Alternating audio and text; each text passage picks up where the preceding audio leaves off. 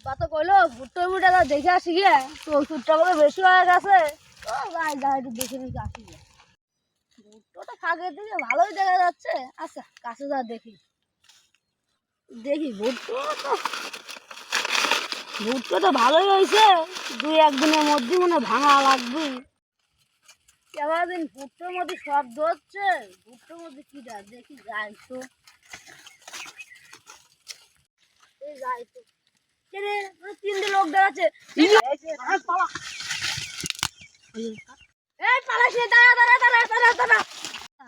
এটা কাম তুই ভুট্টো बाप को भेज तेरे बस की बात नहीं।